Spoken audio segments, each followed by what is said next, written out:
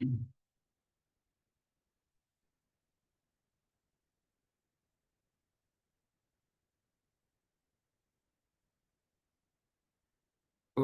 നമോ ഭഗവതേ വാസുദേവായ. ഓം നമോ ഭഗവതേ വാസുദേവായ. ഓം നമോ ഭഗവതേ വാസുദേവായ. ഓം അജ്ഞാനതിമിരാന്ധസ്യ ജ്ഞാനാഞ്ജനശലാകയാ ചക്ഷുരുന്മീലിതം യേന തസ്മൈ ശ്രീ ഗുരുവേ നമഃ. ശ്രീചൈതന്യമനോഭീഷ്ടം സ്ഥാപിതം യേന ഭൂതലേ സ്വയം രൂപകഥാമഹീം ദദാതി സപദാഞ്ജലിം. വന്ദേഹം ശ്രീഗുരോ ശ്രീയുതപദകമലം ശ്രീഗുരോन् വൈഷ്ണവം ച ശ്രീരൂപം സാകരജാതം സഹജനരഘുനാഥാന്വിതം തം സജീവം സദ്വൈതം സാവധൂതം പരിജനസഹിതം കൃഷ്ണചൈതന്യദേവം ശ്രീരാധാകൃഷ്ണപാദാൻ സഹഗണലളിതാ ശ്രീവിശാഖാന്വിതം ച. ഹേ കൃഷ്ണ കരുണാ സിന്ധോ ദീനബന്ധോ ജഗത്പതേ ഗോപേശ ഗോപികാകാന്ത രാധാകാന്ത നമസ്തുതേ.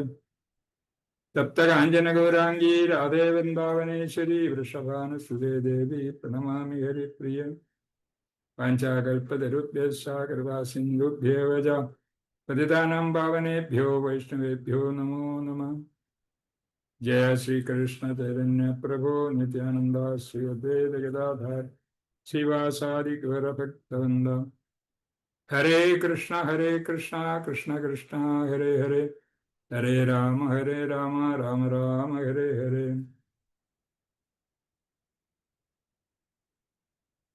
നമോ ഓം വിഷ്ണുമതായ കൃഷ്ണപൃഷ്ഠായ ഭൂതലേ ശ്രീമതേ മഹാവിഷ്ണുസ്വാമി. നമോ ഓം വിഷ്ണുമതായ കൃഷ്ണപൃഷ്ഠായ ഭൂതലേ ശ്രീമതേ ഭക്തിവേദാന്ത സ്വാമിനി നാമിനി. നമസ്തേ സാരസ്വതേ ദേവേ ഗൗരവാണി പ്രചാരണേ നരവിശേഷ ശൂന്യവാദി പാശ്ചാത്യദേശധാരണി. മുഖം കരോതി വാചാലം പങ്കും ലിംഗായ ദേഗിരിം യത്കൃപാതമകം വന്ദേ ശ്രീഗുരും ദീനധാരണം പരമാനന്ദമാധവം ശ്രീ ചൈതന്യമീശ്വരം. ഹരേ കൃഷ്ണ കൃഷ്ണ കൃഷ്ണ ഹരേ ഹരേ. എല്ലാ ഭക്തർക്കും എൻ്റെ സാദര പ്രണാമം.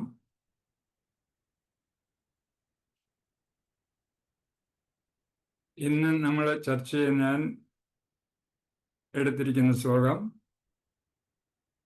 ഭഗവത്ഗീത 2-ാം അധ്യായം 44-ാം ശ്ലോകവും 45-ാം ശ്ലോകവുമാണ്. അപ്പൊ ഞാൻ ശ്ലോകം വായിക്കാം. 44-ാം ശ്ലോകം.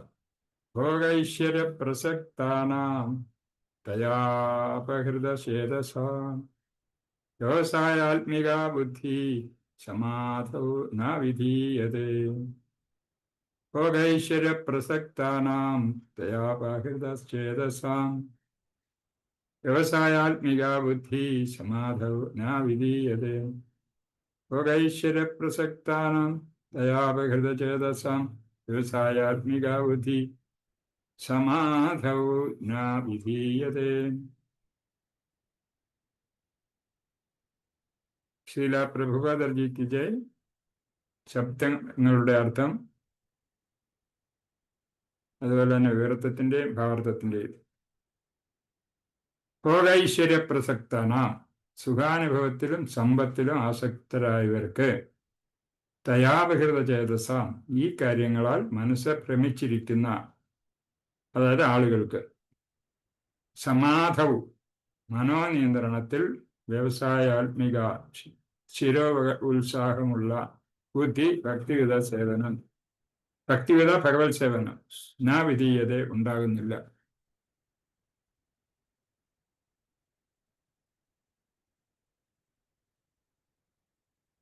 വിവർത്തനം. ഭൗതിക ഐശ്വര്യത്തിലും സുഖാനുഭവങ്ങളിലും അത്യാസക്തരായവർക്കും ഇവകളാൽ പരിഭ്രാന്തരായവർക്കും ഭക്തിപൂർവം ഭഗവത് സേവനം നടത്താൻ വേണ്ടുന്ന നിശ്ചയദാർഢ്യം ഉണ്ടാവില്ല. ഭാവാർത്ഥം. സമാധി എന്നാൽ ഉറച്ച മനസ്സ് എന്നർത്ഥം. സമ്യക് അധീയതേ യസ്മിൻ ആത്മതത്വ യാഥാത്മ്യം. ആത്മജ്ഞാനാർജനത്തിൽ മനസ്സ് ഏകാഗ്രമാക്കുന്നതാണ് സമാധി എന്ന് നിരുക്തം പറയുന്നു. ഭൗതിക സുഖാനുഭൂതിയിൽ അത്യാസക്തരായവർക്കും ക്ഷണികങ്ങളായ ഇവയിൽ പരിഭ്രാന്തരായവർക്കും സമാധി സാധ്യമല്ല. ഭൗതിക ശക്തിയുടെ പ്രക്രിയ അവരെ അംഗീകരിക്കുന്നില്ല. ശ്ലോകം 45 കൂടെ വായിക്കാം. ത്രൈഗുണ്യ വിഷയാ വേദ നിസ്ത്രൈഗുണ്യോ ഭവാർജുന നിർദ്വന്ദ്വോ നിത്യസത്വസ്തോ നിർയോഗക്ഷേമ ആത്മവാൻ. ത്രൈഗുണ്യ വിഷയാ വേദ നിസ്ത്രൈഗുണ്യോ ഭവാർജുന നിർദ്വന്ദ്വോ നിത്യസത്വസ്തോ നിർയോഗക്ഷേമ ആത്മവാൻ. ത്രൈഗുണ്യ വിഷയാ വേദ നിസ്ത്രൈഗുണ്യോ ഭവാർജുന നിർദ്വന്ദ്വോ നിത്യസത്വസ്തോ നിർയോഗക്ഷേമ ആത്മവാൻ. ശബ്ദാർത്ഥം: അർജുന, ഹേ അർജുന, വേദങ്ങൾ ത്രൈഗുണ്യ വിഷയ 3 ഭൗതിക ഗുണങ്ങളെ സംബന്ധിക്കുന്നതാണ്. ത്വം, നീ, നിസ്ത്രൈഗുണ്യ, ത്രിഗുണങ്ങളിൽ നിന്ന് മുക്തനായി ഭവിക്കുക, നിർദ്വന്ദ്വ, ദ്വന്ദ്വരഹിതനും, നിത്യസത്വസ്ഥ, സദാ ശുദ്ധമായ ആധ്യാത്മികതയിൽ സ്ഥിതി ചെയ്യുന്നവനും, നിർയോഗക്ഷേമ, ലാഭത്തിലോ ഭദ്രതയിലോ ആശയില്ലാത്തവനും, ആത്മവാൻ, ആത്മാവിൽ ഉറച്ചവനും ആയിത്തീരുക. പ്രകൃതിയുടെ 3 ഗുണങ്ങളാണ് വേദങ്ങളുടെ മുഖ്യ വിഷയം. അർജുന, നീ അവയെ അതിക്രമിക്കണം. ദ്വന്ദ്ങ്ങളിൽ നിന്നും ലാഭനഷ്ടങ്ങളെ കുറിച്ചുള്ള ഉത്കണ്ഠകളിൽ നിന്നും നീ തികച്ചും മുക്തനായി ആത്മാവിൽ മനസ്സുറപ്പിക്കുക. ഭാവാർത്ഥം: പ്രകൃതി സഹജങ്ങളായ ത്രിഗുണങ്ങളോടുകൂടിയ കർമ്മങ്ങളും അവയുടെ പ്രതികരണങ്ങളും ഉൾക്കൊള്ളുന്നവയാണ് ഭൗതിക പ്രവർത്തനങ്ങളെല്ലാം. ഫലഇഷ്ടങ്ങളാണവ. അവയെല്ലാം ഭൗതിക ലോകത്തോടുള്ള ബന്ധം കൂടുതൽ ദൃഢപ്പെടുത്തും, മുറുക്കുന്നുമുണ്ട്. ഇന്ദ്രിയ സുഖങ്ങളുടെ മേഖലയിൽ നിന്ന് സാമാന്യ ജനങ്ങളെ പതുക്കെ അതീന്ദ്രിയതയിലേക്ക് ഉയർത്തുവാൻ വേണ്ടിയാണ് വേദങ്ങൾ കാമ്യകർമ്മങ്ങൾ നിർദ്ദേശിച്ചിട്ടുള്ളത്. അർജുനനാകട്ടെ തൻ്റെ സുഹൃത്തും ശിഷ്യനുമെന്ന നിലയിൽ വിജ്ഞാനത്തിന്റെ വേദാന്ത തത്വശാസ്ത്രങ്ങളുടെ അതീന്ദ്രിയ മേഖലയിലേക്ക് ഉയരണമെന്നാണ് കൃഷ്ണൻ ഉപദേശിക്കുന്നത്. അതിനായുള്ള ആദ്യത്തെ കാൽവയ്പാണ് ബ്രഹ്മജിജ്ഞാസ, അഥവാ സർവോന്നതമായതിനെക്കുറിച്ച് അറിയാനുള്ള ആഗ്രഹം. എല്ലാ ജീവജാലങ്ങളും നിലനിൽപ്പിനു വേണ്ടി ക്ലേശങ്ങൾ അനുഭവിക്കുന്നു. ഭൗതിക പ്രപഞ്ചം സൃഷ്ടിച്ച ശേഷം ഭഗവാൻ ജീവിക്കേണ്ടത് എങ്ങനെയെന്നും ഭൗതികതയുടെ ഊരാക്കുടുക്ക അഴിക്കേണ്ടത് ഏതുവിധമാണെന്നും ഉപദേശിക്കുന്ന വൈദിക വിജ്ഞാനം ജീവാത്മാക്കൾക്ക് നൽകുകയും ചെയ്തു. ഇന്ദ്രിയ സുഖങ്ങൾക്കായുള്ള പ്രവർത്തനം, അതായത് കർമ്മകാണ്ഡം എന്ന വിഭാഗം അവസാനിച്ചതിനു ശേഷം വേദവിഭാഗങ്ങളിൽ തന്നെ ഒന്നായ ഉപനിഷത്തുകളിലൂടെ ആത്മസാക്ഷാത്കാരത്തിനുള്ള അവസരവും നൽകപ്പെട്ടിട്ടുണ്ട്. അതീന്ദ്രിയ ജീവിതത്തിന്റെ തുടക്കം കുറിക്കുന്നവയത്രേ ഉപനിഷത്തുക്കൾ. പഞ്ചമവേദമെന്ന് പറയപ്പെടുന്ന മഹാഭാരതത്തിന്റെ ഒരു ഭാഗമാണ് ഭഗവത്ഗീതയും. ഭൗതിക ശരീരമുള്ള കാലത്തോളം ത്രിഗുണാത്മകങ്ങളായ കർമ്മങ്ങളും അവയുടെ പ്രതിപ്രകരണങ്ങളും തുടർന്നു പോവും. സുഖദുഃഖങ്ങളെയും ശീതോഷ്ണങ്ങളെയും പോലുള്ള ദ്വന്ദ്ങ്ങളെ തിരിക്ഷയോടെ നേരിടാൻ പരിശീലിക്കണം. അങ്ങനെ ദ്വന്ദ്ങ്ങളെ സഹിക്കാൻ കഴിവ് നേടി ലാഭനഷ്ടങ്ങളെക്കുറിച്ചുള്ള ഉത്കണ്ഠയിൽ നിന്ന് മുക്തനാകണം. തികഞ്ഞ കൃഷ്ണാവബോധത്തോടെ ജീവിക്കുന്നവൻക്ക്, കൃഷ്ണന്റെ കരുണയെ മാത്രം ആശ്രയിക്കുന്നവർക്ക് ഈ അതീന്ദ്രിയ അവസ്ഥ ലഭ്യമാകുന്നു. ഹരേ കൃഷ്ണ. ഈ ശ്ലോകം 2ന്റെയും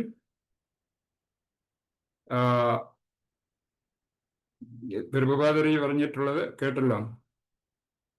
അപ്പൊ ഇനി പുസ്തകമുള്ളവരുണ്ടെങ്കിൽ വായിക്കാം ഒരു പ്രാവശ്യം ഓരോ ശ്ലോകവും. ഹരേ കൃഷ്ണ. വായിക്കുന്ന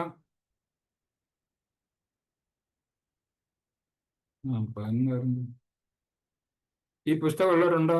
ഹരേ കൃഷ്ണ. ഭക്തന്മാർ അല്ലെ ഭക്തികൾ. ഭഗവത്ഗീത ഉള്ളവരുണ്ടെങ്കിൽ ഈ ശ്ലോകം 44-ാം ശ്ലോകം വായിക്കാവോ? ഹരേ കൃഷ്ണ. ഭോഗൈശ്വര്യ പ്രസക്താനാം തയാപഹൃത ചേതസാം വ്യവസായാത്മിക ബുദ്ധി സമാധൗ ന വിധീയതേ. ഹരേ കൃഷ്ണ. ഹരേ കൃഷ്ണ. അടുത്ത ശ്ലോകം കൂടെ വായിച്ചാട്ടോ. ത്രൈഗുണ്യ വിഷയ വേദ നിസ്ത്രൈഗുണ്യോ ഭവാർജുന നിർദ്വന്ദ്വോ നിത്യസത്വസ്ഥോ നിർയോഗക്ഷേമ ആത്മവാൻ. ഹരേ കൃഷ്ണ. ഹരേ കൃഷ്ണ. ഇനി ആരെങ്കിലും വായിക്കുന്നോ?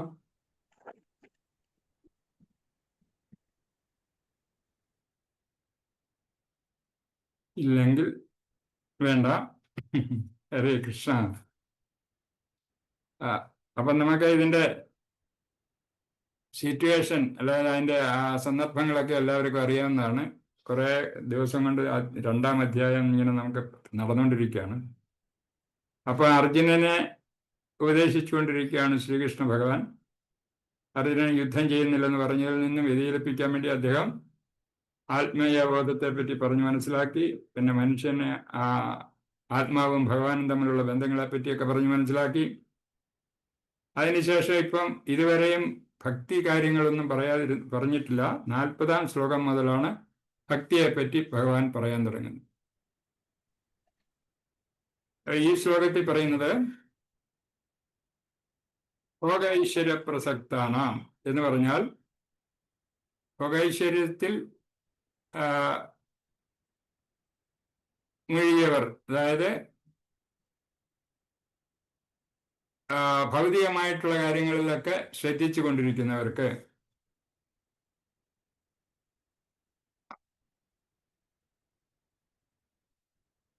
അവർക്ക് ഭോഗൈശ്വര്യം എന്ന് പറയുമ്പോൾ മനസ്സിലായല്ലോ, എല്ലാ വിധത്തിലുള്ള സുഖസൗകര്യങ്ങളും ആത്മീയമായിട്ടുള്ളതല്ല, ഭൗതികമായിട്ടുള്ള സുഖസൗകര്യങ്ങളിൽ ആർത്തി കൊണ്ടിങ്ങനെ നമ്മൾ ഭൗതിക ലോകത്തിൽ ജീവിക്കുന്നു. ആരുടെയും കുഴപ്പമില്ലത് ഭൗതിക ലോകത്തിൽ. അതാണ് ഭൗതിക ലോകത്തിൽ നമ്മുടെ ശരീരം ഇതുവരെ ഉണ്ടോ അതുവരെയും നമ്മൾ ഇങ്ങനെയുള്ള ആഗ്രഹങ്ങൾ മുഴുകിക്കൊണ്ടേയിരിക്കും. അപ്പൊ അതിന് മാറ്റം വരണമെങ്കിൽ അത് ഭഗവാന്റെ ഇച്ഛയും ഗുരുവിന്റെ അനുഗ്രഹവും ഒക്കെ ഉണ്ടെങ്കിൽ മാത്രമേ നമുക്ക് ഇങ്ങനെയുള്ള ഈ ഭോഗങ്ങളിൽ, അതായത് ഭൗതികമായിട്ടുള്ള സുഖസൗകര്യങ്ങൾ, ഇന്ദ്രിയ സംതൃപ്തിക്ക് വേണ്ടി നടക്കുന്ന കാര്യങ്ങൾ, അതിനകത്ത് പലർക്കും പല കാര്യങ്ങളാണ്. എല്ലാവർക്കും ആസക്തമാണ് ഈ ഭൗതിക ലോകത്തിൽ ഉള്ള സുഖസൗകര്യങ്ങളെ പറ്റി. എല്ലാ ജീവജാലങ്ങളും, ജീവസത്യങ്ങൾക്കെല്ലാം അത് താല്പര്യമുള്ളവരാണ്. ഇങ്ങനെ നമുക്ക് വലിയ വലിയ സൗകര്യങ്ങൾ ഉണ്ടാകണം, അതായത് ഭൗതികമായിട്ട് മറ്റുള്ളവരുടെ കാണുമ്പോൾ നമുക്കുണ്ടാകുന്ന ആഗ്രഹങ്ങളാണ് ഇങ്ങനെയുള്ള ആഗ്രഹങ്ങൾ. പുതിയ വീടുണ്ടാക്കണം, പുതിയ കാറ് മേടിക്കണം. ചിലർക്ക് മറ്റു പല ഇന്ദ്രിയ സുഖത്തിനെ പറ്റിയുള്ള കാര്യങ്ങൾ ആലോചിക്കുന്നവരുണ്ടാകും. അതുപോലെ മദ്യപാനത്തിൽ ആസക്തി ഉള്ളവരുണ്ടാകും. അങ്ങനെ ഭൗതികമായിട്ട് എല്ലാ കാര്യങ്ങളിലും ആസക്തി വരുന്നവരുടെ കാര്യമാണ് പറയുന്നത്. അങ്ങനെ ആ ഭൗതിക ആസക്തി ഇല്ലാതാകാൻ പ്രയാസമുണ്ട്. അപ്പൊ അങ്ങനെയുള്ളവർക്കും, അങ്ങനെ ഭൗതികമായിട്ടുള്ള ആസക്തി ഉള്ളവർക്കും, പിന്നെ പറയുന്നത് തയാവഹൃത ചേതസാം, ഈ കാര്യങ്ങൾ മനസ്സ് ഭ്രമിച്ച് ഇങ്ങനെയുള്ള വിചാരം കൊണ്ട് നമ്മുടെ മനസ്സിങ്ങനെ ഭ്രമിച്ചിരിക്കുകയാണ്. അങ്ങനെയുള്ള ഭൗതികമായ സുഖ സൗകര്യങ്ങളിൽ മുഴുകണം എന്നുള്ള താല്പര്യം നമുക്കുള്ളത് കൊണ്ട് അതിൽ തന്നെ നമ്മുടെ മനസ്സ് കുറച്ച് ഇങ്ങനെ ഇരിക്കുന്ന കാരണത്താൽ നമുക്ക് ശരിയായ ആനന്ദം എവിടെ കിട്ടുമെന്നുള്ളത് നമുക്ക് മനസ്സിലാവുന്നില്ല. അപ്പൊ അങ്ങനെയുള്ളവർക്കും അതുപോലെ തന്നെ സമാധവും, അതായത് മനോനിയന്ത്രണം സാധിക്കാത്തവർക്കും ഇങ്ങനെയുള്ള വിചാരങ്ങൾ മനസ്സിലുണ്ടാകുമ്പോൾ മനോനിയന്ത്രണം സാധിക്കില്ല. അപ്പൊ മനസ്സിനെ നിയന്ത്രിച്ചെങ്കിൽ മാത്രമേ ഈ കാര്യങ്ങളിൽ നിന്നൊക്കെ നമുക്ക് വിചലിക്കാൻ പറ്റൂ. വ്യവസായ ആത്മിക ബുദ്ധി, അത് സ്ഥിരോത്സാഹമുള്ളവർക്ക് മാത്രമേ പറ്റൂ അത് നിയന്ത്രിക്കാൻ. ബുദ്ധി എന്ന് പറഞ്ഞാൽ ഭക്തിവിധ ഭഗവത് സേവനം ഞാ വിധീയതേ, ഭക്തിവിധ ഭഗവത് സേവനം ചെയ്യാൻ ഇങ്ങനെയുള്ളവർക്ക് പറ്റത്തില്ല. അത് ഇങ്ങനെ ഭൗതികതയിൽ ആസക്തിയും സമ്പത്തിലും മറ്റിലുമൊക്കെ ഉള്ള ആസക്തിയും ഉള്ളവർക്കും, മനസ്സിനെ സ്വതന്ത്രമാക്കാൻ, മനസ്സിനെ നിയന്ത്രിക്കാൻ കഴിയാത്തവർക്കും ഇങ്ങനെയുള്ള ഭക്തിവിധ സേവനത്തിലോട്ട് വ്യതിചലിക്കാൻ പറ്റിയില്ല എന്നാണ് ഈ ശ്ലോകത്തിൽ കൃഷ്ണ ഭഗവാൻ അർജുനോട് പറയുന്നത്. സമാധി എന്നാൽ ഉറച്ച മനസ്സ് എന്നർത്ഥം. സമ്യക് അധീയതേ യസ്മിൻ ആത്മതത്വ യാഥാത്മ്യം. ആത്മജ്ഞാനാർജനത്തിൽ മനസ്സ് ഏകാഗ്രമാക്കുന്നത് സമാധി എന്ന് നിരുക്തം പറയുന്നു. സമാധിസ്ഥരായെന്ന് നമ്മൾ കേട്ടിട്ടില്ല. ഈ യോഗികളുടെ ഒരു ഇതാണ്. അതായത് അവരുടെ മനസ്സ് ഏകാഗ്രമാക്കുമ്പോൾ അത് ഉണ്ടാകുന്ന അവസ്ഥയാണ് സമാധി എന്ന് പറയുന്നത്. അത് നിരുക്തം എന്ന് പറയുന്ന ഒരു നിഘണ്ടു ഈ വേദ സാഹിത്യങ്ങളിൽ അതിനെപ്പറ്റി വിവരിക്കുന്ന ഒരു നിഘണ്ടുവിനെയാണ് നിരുക്തം എന്ന് പറയുന്നത്. ആ നിരുക്തം അതാണ് പറയുന്നത്. ഈ മനസ്സിനെ സമാധി എന്ന് പറയുന്നത്, മനസ്സിനെ നിയന്ത്രിക്കുന്ന പ്രക്രിയയെ സമാധി എന്ന് പറയുന്നത്. മനസ്സിനെ നമ്മുടെ ഇഷ്ടത്തിനനുസരിച്ച് നമ്മുടെ ബുദ്ധി മനസ്സിനെ നിയന്ത്രിക്കണം. എന്നെങ്കിലും നമുക്ക് ഏതൊരു കാര്യം ചെയ്യുന്നതിനും ശക്തി ഉണ്ടാവും. അതായത് ആത്മീയമായിട്ട് നമ്മൾ പരിവർത്തനം ഉണ്ടാകണമെങ്കിൽ, നമ്മുടെ ഇങ്ങനെയുള്ള ഭൗതികമായ ചിന്തകളിൽ നിന്നും നമുക്ക് മാറ്റം ഉണ്ടാകണമെങ്കിൽ നമ്മുടെ മനസ്സ് ബുദ്ധിക്ക് അധീനമായിരിക്കണം. അതായത് ബുദ്ധി കൊണ്ട് നമുക്ക് ഈ മനസ്സിനെ നിയന്ത്രിക്കാൻ പറ്റും. അങ്ങനെ മനസ്സിനെ ശരിക്കും നിയന്ത്രിച്ചെങ്കിൽ മാത്രമേ നമ്മുടെ ബുദ്ധി ഉപയോഗിച്ച് നമുക്ക് കാര്യം ചെയ്യാൻ പറ്റൂ. നമുക്ക് ആത്മീയതയിൽ പോകണോ ഭൗതികതയിൽ പോകണോ, ഇത് എന്താ ചെയ്യേണ്ടതെന്നുള്ളതിന് അത് അങ്ങനെ ചെയ്യണമെങ്കിൽ നമ്മുടെ ആത്മാവ് അല്ലെങ്കിൽ നമ്മുടെ മനസ്സ് നിയന്ത്രിക്കപ്പെട്ടെങ്കിലേ പറ്റൂ. അതിനെ സമാധി എന്നാണ് പറയുന്നത്. ഭൗതിക സുഖാനുഭൂതിയിൽ അത്യാസക്തരായവർക്കും ക്ഷണികങ്ങളായ ഇവയിൽ പരിഭ്രാന്തരായവർക്കും, ക്ഷണികങ്ങളാണല്ലോ ഈ ഭൗതിക ലോകത്തിൽ കാണുന്ന സുഖസൗകര്യങ്ങളൊക്കെ ക്ഷണികങ്ങളാണ്. ഭൗതിക ലോകമേ ക്ഷണികമാണ്. അത് നിലനിൽപ്പുള്ളതല്ല, ശരിക്കും നശിക്കാത്തതല്ല. അത് മാറ്റങ്ങളൊക്കെ ഉണ്ടാവും. അത് യാഥാർത്ഥ്യം എന്ന് പറഞ്ഞാൽ ഉണ്ട്, എങ്കിലും അത് സ്ഥിരമായിട്ട് നിലനിൽക്കുന്നതല്ല. ഭൗതികത്തിലുള്ള കാര്യങ്ങളൊക്കെ തന്നെ അതുപോലെ ഭൗതിക ലോകവും. ഭൗതിക ശക്തിയുടെ പ്രക്രിയ അവരെ അംഗീകരിക്കുന്നില്ല. ഈ ഭൗതിക കാര്യങ്ങളിൽ കൂടുതൽ താല്പര്യം വെക്കുന്നവർക്ക് അവരുടെ മനസ്സിനെ നിയന്ത്രിക്കാനോ അല്ലെങ്കിൽ മനസ്സിനെ സ്വസ്ഥമായി സമാധി ആകുന്ന നിലയിലേക്ക് എത്താനോ പറ്റിയില്ല. അതുകൊണ്ട് കൃഷ്ണ ഭഗവാൻ അർജുനോട് പറഞ്ഞു കൊടുക്കുന്നു, നിനക്ക് ഇങ്ങനെ യുദ്ധം ചെയ്യുന്നതിന് ഇതും ഭക്തിയുത ഭഗവത് സേവനത്തിലോട്ട് മാറണമെങ്കിൽ നിന്റെ മനസ്സ് ശരിയാവണം. ഭൗതികമായിട്ടുള്ള കാര്യങ്ങളിലൊന്നും താല്പര്യം ഉണ്ടാകരുത് എന്ന് നമ്മളോടെയും പറയുകയാണിത് ഇദ്ദേഹം. അപ്പൊ നമുക്ക് ഭക്തിമാർഗത്തിൽ വരണമെങ്കിൽ അല്ലെ ഭക്തിയിലോട്ട് മുന്നോട്ട് പോകണമെങ്കിൽ നമുക്ക് ഇങ്ങനെയുള്ള ഭൗതിക ആഗ്രഹങ്ങളൊന്നും മാറ്റിയെടുക്കണം. ഇപ്പോഴാണ് നമുക്ക് എല്ലാവർക്കും ഭൗതികമായിട്ടുള്ള കാര്യങ്ങളെ പറ്റിയുള്ള ചിന്ത. നമ്മളെ ബാങ്ക് ബാലൻസ് എത്ര ഉണ്ട്, നമുക്ക് എത്ര വണ്ടി വേണം, ആർക്കെല്ലാം ഉപയോഗിക്കാനുള്ള വണ്ടി വേണം, ഇങ്ങനെയുള്ള ഭൗതികമായ കാര്യങ്ങൾ. എന്താ സിനിമ കാണുന്നോ, അത് ക്ലബിൽ പോകണോ, ഇങ്ങനെയൊക്കെയുള്ള കാര്യങ്ങളാണ് നമ്മൾ ഈ ഭൗതികമായിട്ടുള്ള ആഗ്രഹം കൊണ്ട് നമ്മളെ വഴിതെറ്റിക്കുന്നത്. അപ്പൊ അതേ സമയത്ത് നമ്മുടെ മനസ്സ് ഉറച്ചതാണെങ്കിൽ നമുക്ക് നമ്മുടെ ബുദ്ധി എന്ന് പറഞ്ഞാൽ ആ ബുദ്ധി ഉപയോഗിച്ച് ഭക്തിയുത ഭഗവത് സേവനം ചെയ്യാൻ നമുക്കങ്ങനെ ഭഗവാന്റെ സന്നിധിയിൽ എത്താനുള്ള കാര്യങ്ങളിലേക്ക് ഉയരാൻ സാധിക്കുകയും ചെയ്യും. അപ്പൊ അങ്ങനെ ഭൗതികമായിട്ടുള്ള കാര്യങ്ങളൊക്കെ വിട്ടുകളയാമെങ്കിൽ നമുക്ക് ഭക്തിമാർഗത്തിൽ ഉയരാൻ സാധിക്കും. അതുകൊണ്ട് കൃഷ്ണ ഭഗവാൻ അർജുനോട് ഇതൊക്കെയാണ് പറയുന്നത്. ഭൗതികമായി ചിന്തിച്ചിരുന്നു അർജുനൻ. എന്താ ചിന്തിച്ചത്? അദ്ദേഹത്തിൻ്റെ ബന്ധുക്കളെ കൊല്ലുന്ന ഭാഗമാണെന്നും അതുപോലെ ഇത്രയും മനുഷ്യരെ കൊന്നുകഴിഞ്ഞാൽ ഒരുപാട് പാപം ഞാൻ അനുഭവിക്കേണ്ടതായി വരുമെന്നൊക്കെ പറഞ്ഞ് പിന്മാറിയ അർജുനനെ പറഞ്ഞു കൊടുക്കുകയാണ് ഇങ്ങനെയുള്ള ഭൗതികമായിട്ടുള്ള, അതായത് ദേഹസംബന്ധമായിട്ടുള്ള ചിന്തയൊന്നും വിടിഞ്ഞിട്ട് യുദ്ധത്തിന് തയ്യാറാകുമെന്ന് പറയുന്നു. അതുപോലെ തന്നെ അടുത്ത ശ്ലോകത്തിൽ പറയുന്നത് ത്രൈഗുണ്യ വിഷയാഭേദ നിസ്ത്രൈഗുണ്യോ ഭവാർജുന നിർദ്വന്ദ്വോ നിത്യസത്വസ്ഥോ നിർയോഗക്ഷേമ ആത്മവാൻ. അർജുന, പ്രകൃതിയുടെ 3 ഗുണങ്ങളാണ് വേദങ്ങളുടെ മുഖ്യ വിഷയം. അർജുന, നീ അവയെ അതിക്രമിക്കണം. ദ്വന്ദ്ങ്ങളിൽ നിന്നും ലാഭ നഷ്ടങ്ങളെക്കുറിച്ചുള്ള ഉത്കണ്ഠകളിൽ നിന്നും തികച്ചും മുക്തനായി ആത്മാവിൽ മനസ്സുറപ്പിക്കുക. അപ്പൊ അർജുനോട് പറയാണ് ഇത് പിന്നീട് ഇങ്ങനെയുള്ള ഈ വേദങ്ങൾ എന്ന് പറയുന്നത് അതും ഭഗവാനിലെത്താനുള്ള പഠിപ്പിക്കുന്നത്. പക്ഷെ വേദങ്ങൾ പഠിപ്പിക്കുമ്പോൾ പ്രകൃതിയുടെ ത്രിഗുണങ്ങളെ പറ്റി പഠിക്കുന്നുണ്ട്. അപ്പൊ ആ വേദങ്ങളിൽ ത്രിഗുണങ്ങളെ പറ്റി പഠിക്കുന്ന സമയത്ത് അല്ലെങ്കിൽ ത്രിഗുണങ്ങളിൽ നിന്നും നമ്മൾ മോചിതരാമണം. സത്വഗുണം, രജോ ഗുണം, തമോ ഗുണം എന്നുള്ള ആ ഗുണങ്ങളിൽ നിന്ന് നമ്മൾ മോചിതരായി കഴിഞ്ഞെങ്കിൽ മാത്രമേ നമുക്ക് ആ ഭക്തിയിലോട്ട് ഉയരാൻ പറ്റൂ. സാധാരണ ഭക്തിയിൽ പോയാൽ പോരാ, ശുദ്ധഭക്തിയിൽ എത്തണമെങ്കിൽ ഈ തമോ ഗുണം, രജഗുണമായാലും ശരി, എല്ലാം ശരി, ആ 3 ഗുണങ്ങളെയും അതിജീവിച്ചുകൊണ്ട് അതിനപ്പുറം പോകണം, എന്നെങ്കിലേ പറ്റൂ. അതാണ് ഭഗവാൻ പറയുന്നത്, വേദങ്ങളിൽ പഠിക്കാനുള്ളത് ത്രിഗുണങ്ങളെ പറ്റിയാണ്. ത്രിഗുണങ്ങളെ അത് വേദ അനുസരണം പഠിക്കുകയാണെങ്കിൽ ഒരുപാട് സമയമെടുക്കും.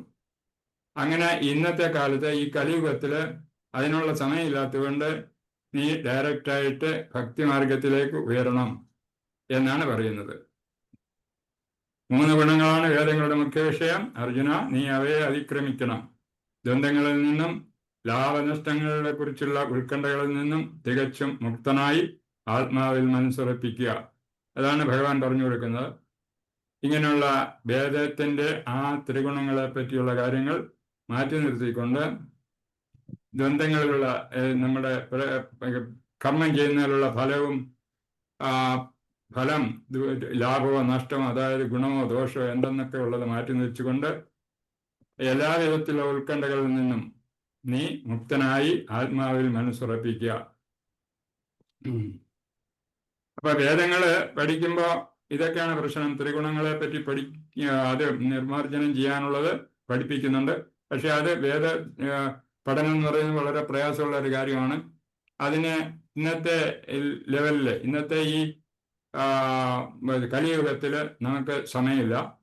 ആദ്യം സത്യയുഗത്തിലാദ്യം നമുക്ക് 1,00,000 വർഷം ആയുസ്സുണ്ടായിരുന്നു. അതേ സമയത്ത് ത്രേതായുഗത്തിൽ അത് കുറഞ്ഞു 10,000 അത് കഴിഞ്ഞിട്ട് ദ്വാപരയുഗം വന്നപ്പോൾ അത് പിന്നെ 1000 ഇപ്പൊ കലിയുഗം വന്നപ്പോൾ 100 വർഷമാണ് നമ്മുടെ കഷ്ടിച്ചത്. ആ 100 വർഷത്തിൽ നമ്മളെ വിദ്യാഭ്യാസ രംഗത്തും, അതായത് ചെറുപ്പകാലത്ത് ഉറങ്ങിയൊക്കെ കുറെ കാലങ്ങളും കഴിയും. അപ്പൊ നമുക്ക് വേദങ്ങൾ പഠിക്കാനുള്ള സമയത്തിൽ കൂടെ സമയമില്ലാത്തത് കൊണ്ട് ആ വേദങ്ങളുടെ കാര്യം വിട്ടിട്ട് അതെങ്കിൽ വേദത്തിൽ പറയുന്ന ത്രിഗുണങ്ങളെ നീ അല്ലാതെ അതിക്രമിക്കണം എന്നാണ് പറയുന്നത്. അതായത് മാറ്റി നിർത്തണം, എന്നിട്ട് ഭഗവത് ഭക്തിയുടെ സേവനത്തിലോട്ട് മാറണം എന്ന് പറയുന്നുണ്ട്. അപ്പൊ അതാ ഈ ശ്ലോകത്തിൽ പറഞ്ഞിരിക്കുന്നതും. അങ്ങനെ സമയമില്ലാത്ത കാലഘട്ടത്തിൽ വേദങ്ങൾ പഠിച്ചുകൊണ്ടിരുന്ന കാര്യമില്ല. ഭഗവത് ഭക്തിയുടെ സേവനത്തിൽ കൂടെ നീ മുന്നേറണം എന്ന് പറയുന്നു. അതുകൊണ്ട് പറയുന്ന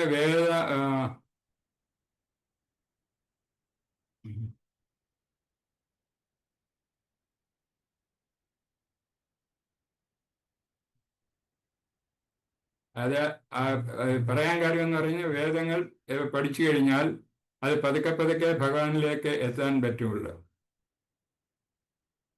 ഭക്തിയിലേക്ക്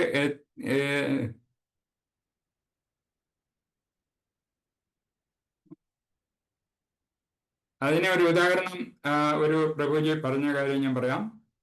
നമ്മള് കയ്യിലൊക്കെ ഒരു ബാൻഡേജ് കെട്ടിക്കഴിഞ്ഞാൽ, അല്ലെങ്കിൽ കൈ മുറിയുമ്പോൾ നമ്മളൊരു ബാൻഡേജ് കെട്ടുകയാണെങ്കിൽ അത് എടുക്കുന്ന സമയത്ത് പതുക്കെ എടുത്തില്ല നമുക്ക് വേദന ഉണ്ടാവും. പെട്ടെന്ന് എടുത്താൽ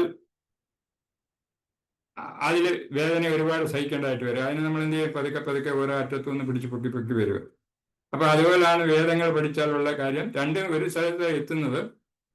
വേദം പഠിച്ചവരും അല്ലാതുള്ളവരും ഭക്തിവിധ സേവനത്തിൽ കൂടെ ഭഗവാനിൽ എത്തുന്നതും അത് പെട്ടെന്നുള്ള മാർഗവും വേദങ്ങൾ പഠിച്ചാലുള്ള പതുക്കെയുള്ള മാർഗമാണെന്ന് പറയുന്നത്. പതുക്കെ പതുക്കെ പറ്റും.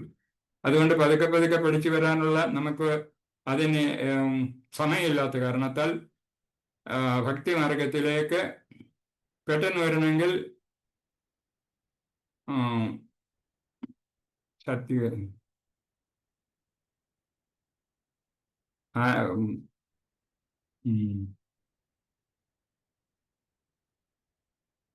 വേദാന്തത്തിൽ അതാത് ബ്രഹ്മജിജ്ഞാസ വേദാന്ത സൂത്രം പേര് മറന്നുപോയി.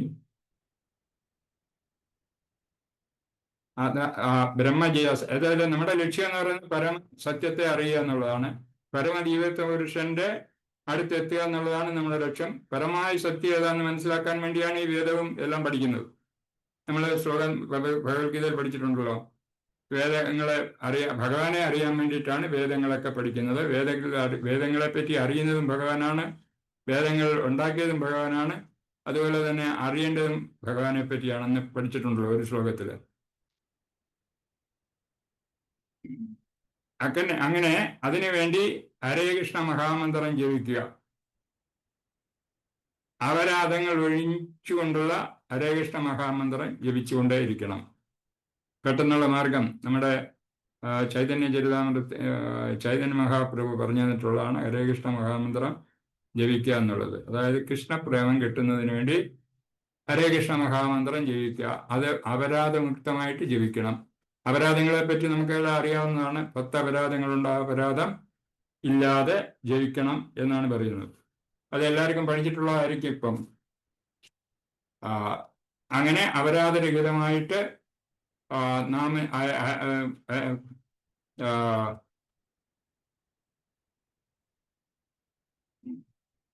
ഹരിനാമം, അതായത് ഹരിനാമം ചൊല്ലിക്കൊണ്ടിരിക്കുക.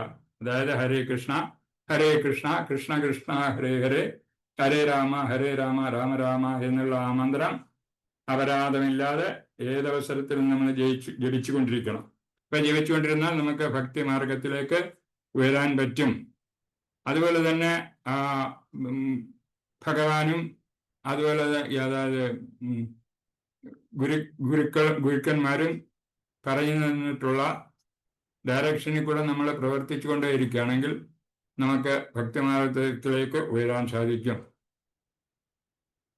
ഭൗതിക ലോകത്തിൽ ദുഃഖങ്ങൾ ഇങ്ങനെ തുറന്നുകൊണ്ടേയിരിക്കുകയാണ്. അപ്പൊ ആ ദുഃഖത്തിൽ നിന്ന് മുക്തിയാകണമെങ്കിൽ നമ്മുടെ ഈ ശരീരം ഉപേക്ഷിച്ചെങ്കിൽ മാത്രമേ പറ്റൂ എന്നാണ് പറയുന്നത്.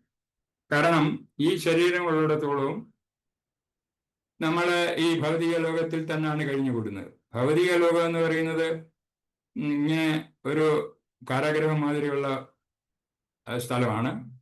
അപ്പൊ അവിടെ ഏത് അവസരത്തിൽ എന്തെല്ലാം നമുക്കുണ്ടായാലും ശരി, നമുക്ക് ദുഃഖം ഉണ്ടാകും അവസാനം. അതായത് ഏതെങ്കിലും ഒരു വിഷയത്തിൽ നമുക്ക് ദുഃഖം ഉണ്ടായിക്കൊണ്ടിരിക്കും. എത്ര പണമുള്ളവരായാലും ശരി, സമ്പത്തുള്ളവനായാലും ശരി, ആൾ ശേഷിയുള്ളവരായാലും ശരി, കീർത്തിമാനായാലും ശരി, എങ്ങനെയുള്ള വ്യക്തിയായാലും ശരി, അവർക്ക് ഒരിക്കലും സംതൃപ്തി എന്ന് പറയുന്നത് ഒരു അവസ്ഥയിൽ എത്താൻ സാധിക്കത്തില്ല.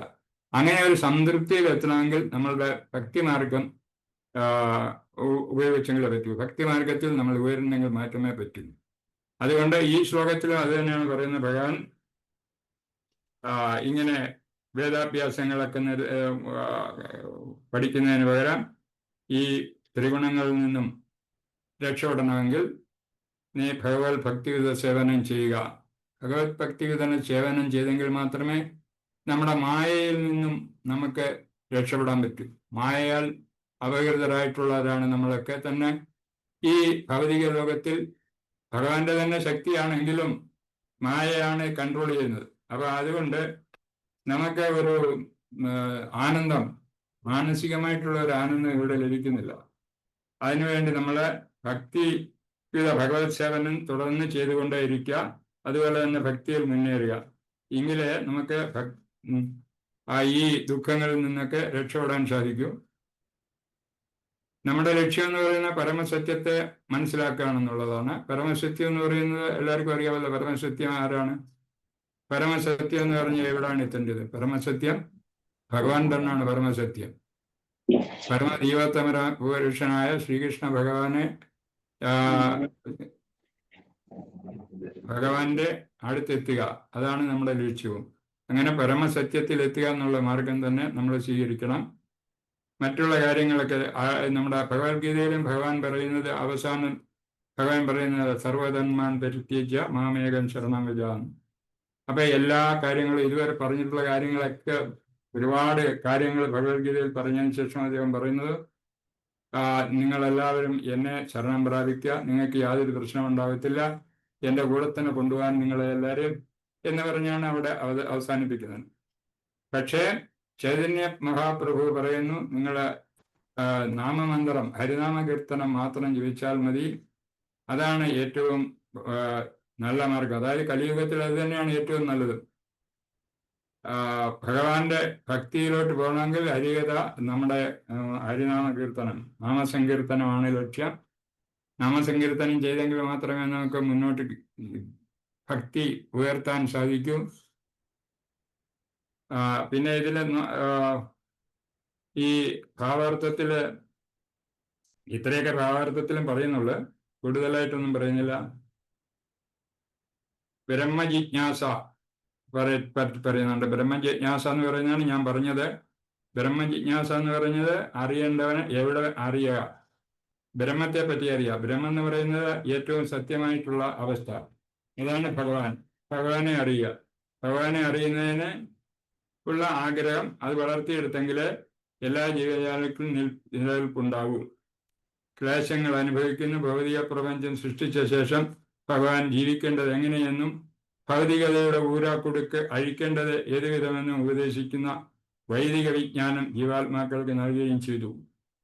ഇന്ദ്രിയ സുഖങ്ങൾക്കായുള്ള പ്രവർത്തനം, അതായത് കർമ്മകാന്ഡം ഒക്കെ ആദ്യം അത് വേദങ്ങളുടെ ഭാഗമായിട്ട് വരുന്നതാണ് കർമ്മകാന്ഡം. കർമ്മകാന്ഡമൊക്കെ ചെയ്ത് കഴിഞ്ഞ് അതിന് ഒരു നമ്മുടെ ഈ പ്രവൃത്തി നമ്മുടെ ഭഗവാനിലേക്ക് തിരിയാനുള്ള അതിൻ്റെ ഒരു അടിത്തറയാണ് കർമ്മകാന്ഡങ്ങളൊക്കെ ചെയ്ത് കഴിയുന്നത്. അങ്ങനെ കർമ്മകാന്ഡം ചെയ്തതിന് ശേഷം പതുക്കെ പതുക്കെ നമുക്ക് ഭഗവാനിലോട്ട് എത്താൻ പറ്റുള്ളൂ എന്ന് പറയുന്നു. വേദവിഭാഗങ്ങളിൽ തന്നെ ഒന്നായ ഉപനിഷത്തുകൾ തന്നു നമുക്ക്. കർമ്മകാന്ഡം പറഞ്ഞതിന് ശേഷം ഉപനിഷത്തുക്കളുടെ കാര്യം പറയുന്നു. ഉപനിഷത്തിനെ പറ്റി പറയുമ്പോൾ അത് ഭക്തി മാർഗത്തിലോട്ട് പോകാനുള്ള ഒരു വഴി. ഉപനിഷത്തുകൾ പഠിക്കുക. ഉപനിഷത്തിനെക്കാട്ടിൽ നമുക്ക് പഠിക്കാൻ സരളമായിട്ടുള്ളതാണ് ഭഗവത്ഗീത, ഭാഗവതം തുടങ്ങിയ ഗ്രന്ഥങ്ങൾ. അപ്പൊ അതിനുശേഷം ഒന്നായ ഉപനിഷത്തുകളിലും ആത്മസാക്ഷാത്കാരത്തിനുള്ള അവസരവും നൽകപ്പെട്ടിട്ടുണ്ട്. അതിൻ്റെ ജീവിതത്തിന്റെ തുടക്കം കുറിക്കുന്ന യാത്ര ഉപനിഷത്തുകൾ പഞ്ചമവേദമെന്ന് പറയപ്പെടുന്നു. മഹാഭാരതത്തിന്റെ ഒരു ഭാഗമാണ് ഈ ഭഗവത്ഗീത. അതായത് ഉപനിഷത്തുകളുടെ ഒക്കെ സാരം എടുത്ത് ഉണ്ടാക്കിയിട്ടുള്ളതാണ് ഈ ഭഗവത്ഗീത. അപ്പൊ അങ്ങനെ ഭഗവത്ഗീതയും ഭാഗവതവും ഒക്കെ പഠിച്ചാൽ നമുക്ക് ഇതുപോലെ നമ്മുടെ ഭക്തിമാർഗത്തിൽ വരാൻ പറ്റും. അതാണ് ഈ പ്രഭുപാദർജി നമ്മുടെ ഇതിന്റെ ഭാവാർത്ഥത്തിൽ പറയുന്നത്. ഭൗതിക ശരീരമുള്ള കാലത്തോളം ത്രിഗുണാത്മകങ്ങളായ കർമ്മങ്ങളും അവയുടെ പ്രതികരണങ്ങളും തുടർന്നു പോവും. സുഖ ദുഃഖങ്ങളെയും ശീതോഷ്ണങ്ങളെയും പോലുള്ള ദ്വന്ദ്ങ്ങളെ തിരീക്ഷയോടെ നേരിടാൻ പരിശീലിക്കണം. അപ്പൊ ഈ ത്രിഗുണാത്മകമായ പ്രകൃതി ഗുണങ്ങളിൽ നിന്ന് നമുക്ക് പ്രയാസങ്ങളൊക്കെ ഉണ്ടാകും. എന്നാൽ അതിനെ സമാധാനത്തോടുകൂടി നേരിടാൻ പരിശീലിക്കണം. എങ്കിൽ മാത്രമേ നമുക്ക് ഭക്തിയുത സേവനത്തിൽ മുന്നേറാൻ സാധിക്കൂ. ഏതെങ്കിലും പ്രയാസമുണ്ട് ഭക്തി നടക്കുന്ന സമയത്തായാലും ശരി, നമ്മുടെ സാധാരണ പ്രവർത്തനത്തിലായാലും ശരി, നമുക്ക് പ്രകൃതിയുടെ ഈ 3 ഗുണങ്ങളാൽ നമ്മളെ ചില സമയത്ത് വ്യാമോഹിപ്പിക്കാറുണ്ട്. അപ്പൊ അതിൽ ചില പ്രശ്നങ്ങളൊക്കെ ഉണ്ടായി വരാറുണ്ട് നമുക്ക്. അങ്ങനെ അതിൽ നിന്നൊക്കെ രക്ഷപ്പെടണം എങ്കിൽ ഈ വരുന്ന അനുഭവങ്ങളെ ഭഗവാൻ തന്നെ തരുന്ന അനുഭവങ്ങളാണ്, അല്ലെ മായ, ഭഗവാന്റെ മായാശക്തി, ഭഗവാന്റെ ബഹിരംഗ ശക്തിയാൽ ഉണ്ടാകുന്ന മായാശക്തി. ആ മായാശക്തിയാൽ നമുക്കുണ്ടാകുന്ന ചില ദോഷങ്ങൾ, അത് വരുന്ന വ്യക്തിഗത ഭഗവത്സേവനം ചെയ്തുകൊണ്ടിരിക്കുമ്പോൾ നമുക്കിങ്ങനെ പ്രശ്നങ്ങൾ ഉണ്ടാകുകയാണെങ്കിൽ നമ്മളത് സമാധാനപൂർവമായിട്ട് അതിനെ നേരിടാൻ പഠിക്കണം. അതായത് തിരച്ചയോട് നേരിടാൻ പരിശീലിക്കണം. അങ്ങനെ ദ്വന്ദ്ങ്ങളെ സഹിക്കാൻ പഠിക്കുക. ദ്വന്ദ്ം, സുഖം ദുഃഖമൊക്കെ ഉണ്ടാവും, തണുപ്പും ചൂടും ഉണ്ടാവും, അതുപോലുള്ള ലാഭവും നഷ്ടവും ഉണ്ടാവും. അങ്ങനെയുള്ള ദ്വന്ദ്ങ്ങൾ, അതൊക്കെ അങ്ങനെയുള്ള കാര്യങ്ങളെയൊക്കെ നമ്മളെ അതൊക്കെ എങ്ങനെ രണ്ട് സമയത്തും ലാഭം ഉണ്ടാകുമ്പോഴും ശരി നഷ്ടം ഉണ്ടാകുമ്പോഴും ശരി നമ്മൾ അത് ഒരുപോലെ കണക്കാക്കി ജീവിക്കാൻ പഠിക്കണം. അതാണ് നമ്മുടെ ആത്മീയ ബോധം കൊണ്ടുണ്ടാകുന്ന കാര്യം. എന്നെങ്കിലും നമുക്ക് അങ്ങനെ ചെയ്യാൻ പറ്റൂ. നമുക്ക് കാണാൻ പറ്റും. നമുക്ക് ഭക്തിഗത സേവനത്തിൽ അങ്ങനെ ലാഭനഷ്ടങ്ങൾ ഉണ്ടാകാറില്ല. എത്രമാത്രം ചെയ്യുന്നു ആ ഭക്തിയുത സേവനം എവിടെ വരെ ചെയ്തോ അത് അടുത്ത ജന്മത്തിൽ നമുക്കത് തുടർന്ന് ചെയ്യാൻ സാധിക്കും. അതേസമയത്ത് ഭൗതികമായിട്ട് നമ്മൾ പണം മുടക്കി എന്തെങ്കിലും കൃഷിയോ കച്ചവടമോ ഒക്കെ ചെയ്താൽ നമുക്ക് അതിന് നഷ്ടം, എത്ര പണം മുടക്കി അതെല്ലാം നഷ്ടപ്പെട്ടു പോകും. അത് പിന്നെ അടുത്ത വർഷമോ അല്ല അടുത്ത ജന്മത്തിൽ നമുക്ക് അതിൽ ഒന്നും ചെയ്യാൻ സാധിക്കുന്നില്ല. അപ്പൊ അതുകൊണ്ട് ഭക്തിയുത സേവനം ചെയ്യുകയാണെങ്കിൽ അത് എത്രമാത്രം ചെയ്യുന്നോ, ഇപ്പൊ 10 ദിവസം നമ്മൾ ഹരേ കൃഷ്ണ മന്ത്രം ജപിച്ചു, അതിന്റെ പ്രയോജനം എത്രമാത്രം നമ്മുടെ പാപം അതിൽ നിന്ന് മാറിയോ ആ പാപങ്ങളൊക്കെ മാറിയതിന്റെ ബാക്കി നമ്മൾ ഇനി അനുഭവിച്ചാൽ മതി അടുത്ത ജന്മം കിട്ടുന്ന സമയത്ത്. കഴിയുന്നത് നമ്മൾ അടുത്ത ജന്മത്തിൽ പോകാതെ ഇവിടെ തന്നെ നമ്മളെ ഭക്തിഗത ഭഗവത് സേവനം ചെയ്ത് നമ്മുടെ ജീവിതം സുഗമമാക്കാൻ നോക്കണം. അപ്പൊ അതാണ് നമ്മൾ ഈ നാമം ചൊല്ലുന്നതും ഈ ഭഗവത്ഗീത പഠിക്കുന്നതും ഭാഗവതം പഠിക്കുന്നതും അതുപോലെ തന്നെ സത്സംഗീതങ്ങളിൽ ഇടപെടുന്നതും എല്ലാം ഈ ഒരു ലക്ഷ്യത്തിന് വേണ്ടിയിട്ടാണ്. ലക്ഷ്യം എന്ന് പറഞ്ഞാൽ നമ്മുടെ പാപങ്ങൾ മാറുക, സേവനം, ഭഗവാന്റെ അടുത്ത് എത്താൻ വേണ്ടി പ്രയത്നിക്കുക. അതിനു വേണ്ടിയിട്ടാണ് ഭക്തി മാർഗം നമ്മൾ സ്വീകരിക്കുന്നത്. അതുപോലെ തന്നെ ഇതാണ് ഭഗവാൻ അർജുനനും പറഞ്ഞു കൊടുക്കുന്ന ഇതാണ്. ഇങ്ങനെ ദ്വന്ദ്ങ്ങളിൽ നിന്നുള്ള, അതായത് പ്രേമബന്ധങ്ങളിൽ നിന്നുള്ള കാര്യങ്ങളൊക്കെ വിട്ട് എല്ലാം സഹിച്ചും ക്ഷമിച്ചും, അതിനെ പല കാര്യങ്ങൾ നേരത്തെ പറഞ്ഞ അർജുനന്റെ ഇങ്ങനെയുള്ള വിചാരങ്ങൾ മാറ്റിയെടുക്കാൻ വേണ്ടി ഇപ്പൊ പറയുന്നത് അത് തന്നെയാണ്. നീ ഭക്തിമാർഗത്തിൽ ചിന്തിക്കുക, ആത്മാവാണ് എന്നുള്ള രീതിയിൽ ചിന്തിച്ചാൽ, നിന്റെ കർത്തവ്യം ഇന്നതാണെന്നുള്ള രീതിയിൽ ചിന്തിച്ചാൽ നിനക്ക് യുദ്ധം ചെയ്യുന്നതിന് മടിയുണ്ടാവില്ല. അതുകൊണ്ട് ഇതൊക്കെ കാര്യമായിട്ട് എടുത്തിട്ട് ഭഗവത് ഭക്തിയുത സേവനം ചെയ്യുക. അതുപോലെ തന്നെ ഭഗവാന് വേണ്ടി പണികൾ ചെയ്ത ഭഗവാൻ കൃഷ്ണൻ അടുത്തുള്ളപ്പോൾ ഈ അർജുൻ ഇങ്ങനെയുള്ള വിഷാദങ്ങളൊന്നും വരേണ്ട കാര്യമില്ല. ഭഗവാൻ കൃഷ്ണൻ നേരത്തെ പറഞ്ഞിട്ടുണ്ട്, ഈ കാര്യങ്ങൾ ഇവിടെയുള്ള യുദ്ധമൊക്കെ ചെയ്യുന്ന ഞാൻ തന്നെ. ഭഗവാൻ അർജുനും അറിയാം ഈ കാര്യങ്ങളൊക്കെ. പക്ഷെ അതുകൊണ്ട് ഇങ്ങനെയുള്ള